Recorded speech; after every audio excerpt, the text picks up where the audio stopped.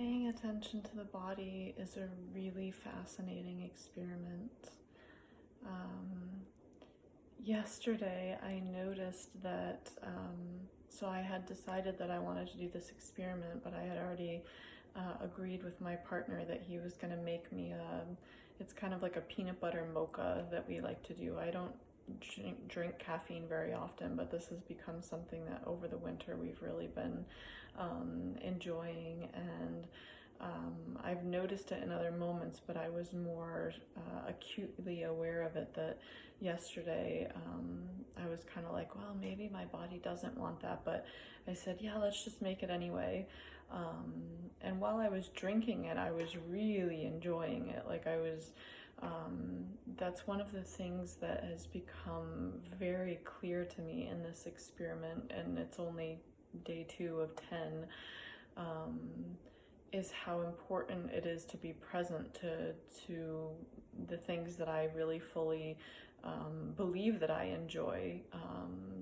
And I'll talk more about that tomorrow. But so I noticed that when I drink caffeine, it tends to accelerate everything in me. So it makes me more hungry. It makes me go to the bathroom more.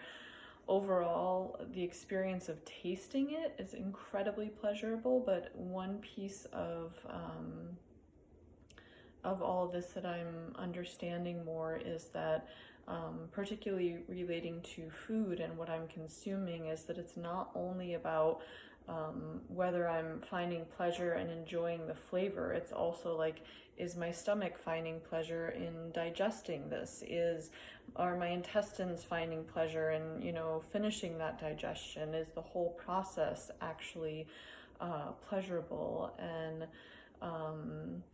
I won't say that I will never drink one of these peanut butter mochas again, but bringing the awareness to how it affects my body overall in the process is helpful to just shine a light on what's happening. And that's really what this experiment is about. It's not about discipline. It's not about saying you can't eat sugar, you can't drink coffee, you can't this, you can't that, because that feels like things that I've done before and I can be good at it. I've done long-term diets before and I'm really good at that, but that never shifted the addiction. It never shifted the addiction to food, because I would still, even on my diets, it was like, okay, you're allowed to eat this, and so okay, just keep eating this thing instead of that thing. I can substitute kale chips for potato chips, like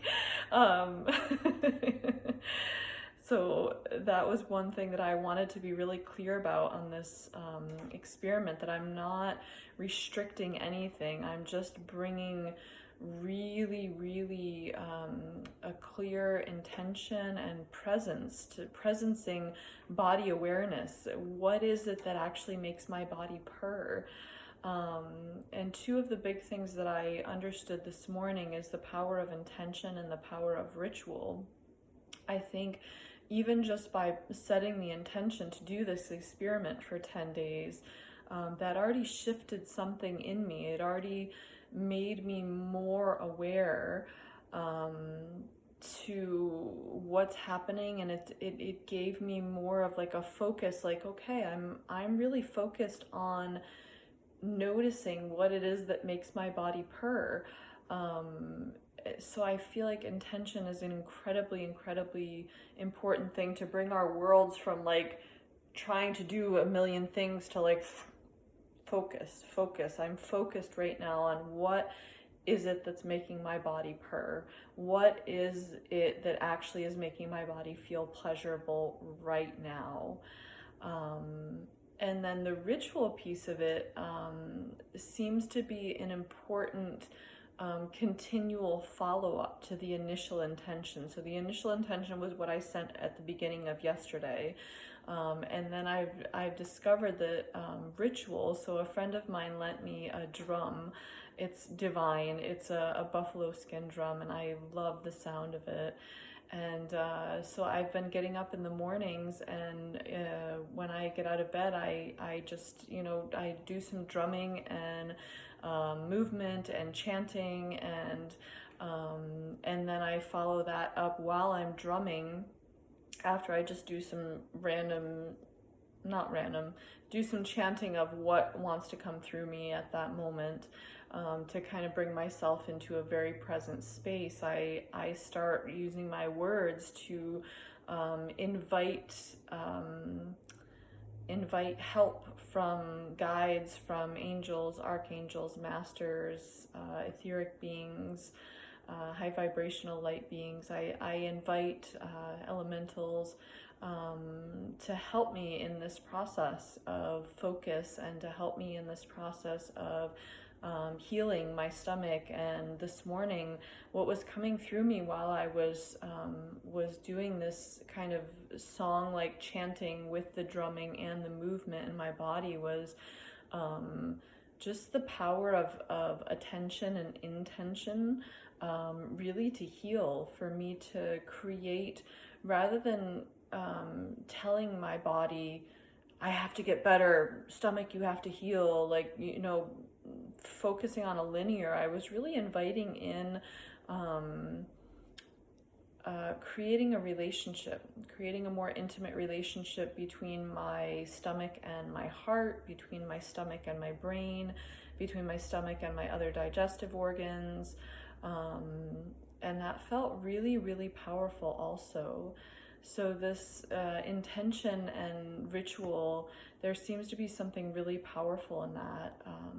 So then I sat down and I had breakfast, and I wanted pancakes. And that is definitely something, it's kind of like has been a go-to for me, that I sometimes have the tendency to sit down and eat like 6 or 8 pancakes. I mean, they're not big, but that's a lot, and it's overstuffing. And so what I did today is I said, okay, I want to add some other protein into this. So I had a black lentil stew that I had made yesterday that's divine. I love black lentils with lots and lots of veggies in it.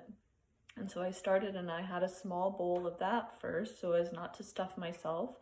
And then I had pancakes, and I just had 2 to start, and I really enjoyed them. And then I sat and I said, okay, I want 2 more pancakes. And I just breathed a couple of times and sat with that. And I said, is it okay, body, 2 more pancakes? So I went and I got 2 more pancakes. And when I got towards the end of I was about halfway through each of those pancakes. And I kind of started to realize that I wasn't getting as much enjoyment out of it. And I was curious. I was like, okay, is it time to stop? Which I would have never before. I would have never stopped in the middle of 2 pancakes. Like, I would have just eaten it. And I was like, okay, is it time to stop? And so I just let myself kind of savor the flavors that were in my mouth. And I was like, this is so yummy. And so I would take another small bite, and like, I had lemon poppy seed and 2 blueberry pancakes. And so I was just like noticing how crunchy the poppy seeds were, and like the really strong flavor of lemon, and how amazingly delightful the blueberries were, and the very small amount of maple syrup that I had put on there. And I realized I actually didn't want as much maple syrup as I usually put on there, so I had just a little bit of maple syrup. And so I was really like just enjoying it. And towards the end, I was like, okay, there's 1 bite left, and I actually don't want it, which I would have never left that. And I just gave it to my partner, and it felt so good to give myself what I wanted, that I like really wanted pancakes. I love pancakes. But to bring so much intention to when I was eating them, to be fully present and actually love eating them. So that's what I'll say for today. Tomorrow I'll talk a little bit more about savoring and how that plays into the whole game. Thanks for joining me and sharing this journey with me.